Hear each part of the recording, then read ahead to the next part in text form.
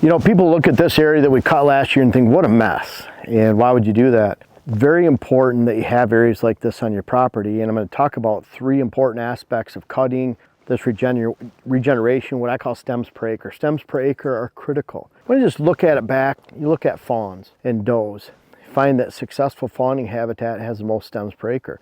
Doesn't matter if it's briars like this, hardwood regeneration, grasses, weeds. It helps with scent dispersion, not only just hiding that fawn, but also scent dispersion. So those areas that actually experience the highest predation rates aren't typically the areas. I don't think it really matters the number of predators here and there. It's more, there's no hiding cover and there's no scent dispersion cover. So a lot of whitetail habitat goes back to stems per acre. The deer still have to be able to move through it. We're on a deer trail right here that we left open so that deer could actually come and go through here in different directions. I want to talk about food and when it comes to hardwood regeneration.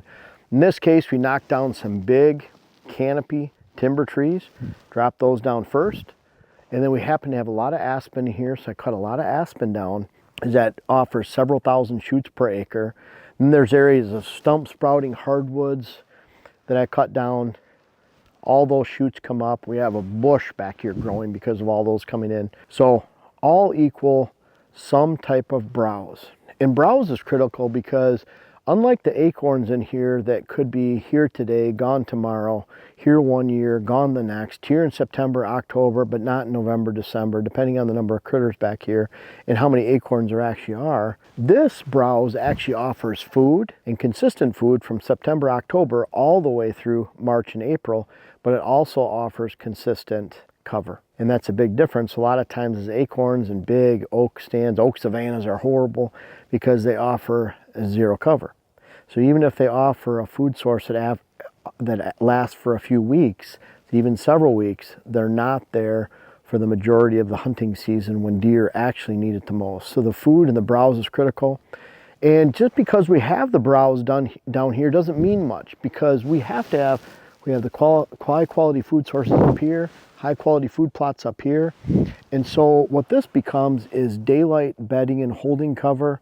And that is critical. If we don't have this down here, why are they going to feed on our high quality food plots up there? You have to have this in your woods. This is most critical. Doesn't matter if you plant apples down here, persimmons, oak trees, those are all kind of, or chestnuts, those are all kind of distractions. Acorns is more of a distraction back here, meaning if we don't have this browse, none of those other things matter because we don't have the consistent forage for several months at a time, and we don't have the consistent cover. Now when it comes to cover, the stems per acre, again, to me that all goes back to with wildlife that they have to have the stems per acre. They have to have that. That goes back to fawning cover. Some of the best fawning cover has the most stems per acre, like I said. So we come back in here, and whether it's rabbits, grouse, we have a lot of grouse around here now, or whitetails, they have this cover that they have to live in.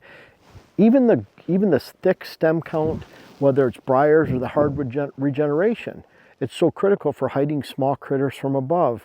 The side cover is king. Not hiding deer from above, it's great for small game, but the side cover is what hides deer from each other and deer from hunters. So very, very critical. And we come back in here, I'll show you, this is one aspen regeneration shoot. It's about 5 feet already, just in one summer of growth. We come back here, look at this aspen shoot right here. Pretty critical, 7 feet tall. Then when you start coming up in here, look at all this, just thousands of them growing up, just stem after stem after stem. This will turn into an aspen forest down here, offer cover, offer food. And then when this area is growing up a little bit, 5-7 years, we can step over and do it again. So we always have this complement of food and cover. And what does all this food and cover mean with all these stems per acre producing both? It means diversity of wildlife.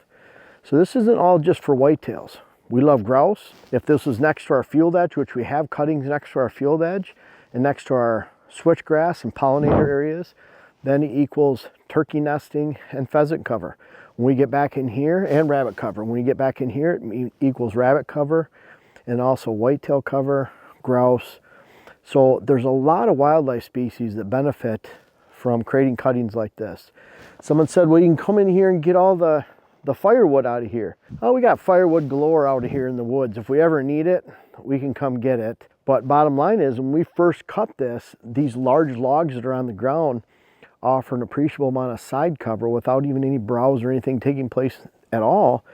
So that going into that first season, we actually have browse. But by cutting during the wintertime like we do, boy, it just creates a bountiful amount of stems per acre, which ultimately equal a considerable amount of food that deer need for the entire fall and winter, and critters and deer need for cover all year long.